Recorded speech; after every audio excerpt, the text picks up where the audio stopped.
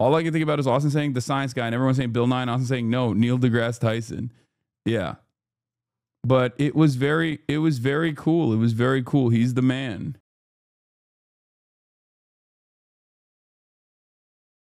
On my way back, ladies and gentlemen, I got on the flight. You know, I came back home. I basically packed everything up.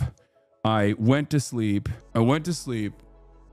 Woke up super early, got on the flight, and lo and behold, who's sitting next to me? Neil deGrasse Tyson. That's right. I'm on the plane. I sit down. I see a man wearing a Indiana Jones hat. I'm like, who's this guy? Yeah. He was sitting right next to me, on the seat next to me. Okay. It was pretty cool. At first I didn't say nothing to him, right? You know, you can't be like crazy. You can't be weird about it. But I had also, he took a selfie with me afterwards, but I'll get to that in a second. So we just start having, like, I briefly started talking to him, and in my mind, I'm thinking, I can't fart anymore. Okay. That's my first thing that I'm thinking. I'm like, there's no way. I already learned the hard way when someone else did that to me on one of the flights recently, where I was like, I'm a no farter on airplanes now. I don't do that anymore. Like, I've already talked about it, but regardless, aside from that, okay, listen, we start talking and stuff. First of all, he is so woke. He is Mr. Woke. And not only is he Mr. Woke, but he's also very woke in, like, in ways that I think in an understanding of politics that I normally don't see from people in that age group.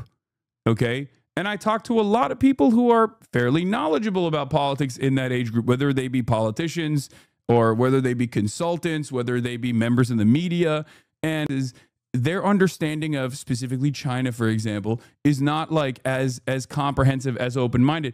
And it was very cool. It was very cool to have like a long conversation with them about, you know, the space race, the history of it, all of that stuff. I told him about how, you know, my brother works for Boeing, stuff like that. But yeah, he's amazing. And at the end of our trip, because I obviously passed out, woke up, he was like, listen, let me take a photo with you, because he's like, my children, they're like, you know, all over Twitch, and you know, one of them spends a lot of time. And I think there are what do you call it? There are people, their kids are Hasan heads, for the record. They're in here.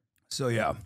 And I also, I literally didn't even ask him to be on the Fear M podcast, but I did actually ask him to be on with Adapt, because a couple days ago, I had seen Adapt talking about who his number one collab is, like who his number one like dream collab is. And he was asked about it, and he said, oh, Neil deGrasse Tyson. And I was like, all right, well, I gotta try and make this happen. So after talking to him all the entire time, I mean, he said, well, let's connect, and I'm sure we'll figure out a way. I was like trying to get out of there, but yeah, I'm going to try to see if I can get him linked up with Adapt while he's here, while he's in LA, because he's not based out of LA. He lives mostly in New York, but I think he's here he's here to do some media stuff. But yeah, I think it would be cool to get him to do an Adapt stream, but we shall see. The Hasan I've meant to have crazy cool interactions and take zero photos. I mean, he took a photo. Maybe he'll post it. I don't know. Maybe his son will post it, and then we'll find it. But he took a little selfie photo. I didn't ask for one. I thought it would be not very cool of me to do so. All I can think about is Austin saying the science guy, and everyone saying Bill Nye, and Austin saying no, Neil deGrasse Tyson. Yeah. But it was very cool. It was very cool. He's the man. He's a very nice guy, interesting guy.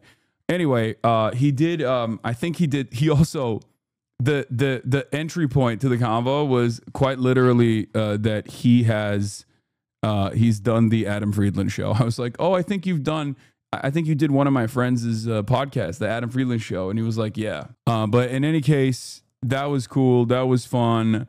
Aside from that, what else is taking place? I know there's like a lot of drama happening on the background, and like some serious stuff as well, not just drama.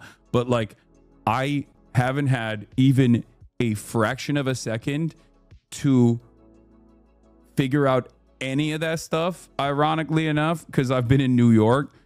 And there's some very serious stuff. There's some drama as well.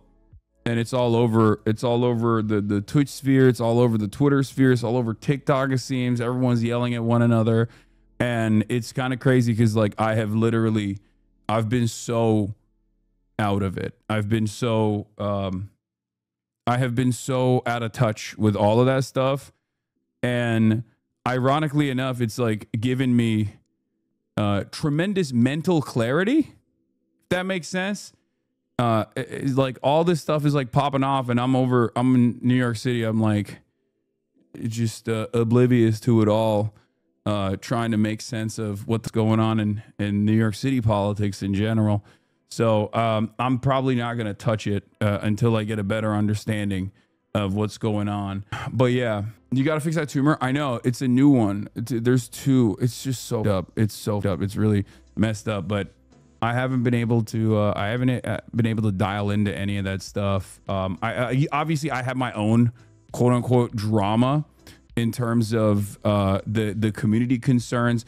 We actually uploaded a video on it on my YouTube as well, addressing the recent community concerns, and I think like that'll be good. It'll be it seems like people understand the point. A lot of content creators had made videos about it before I had already addressed the community in general, but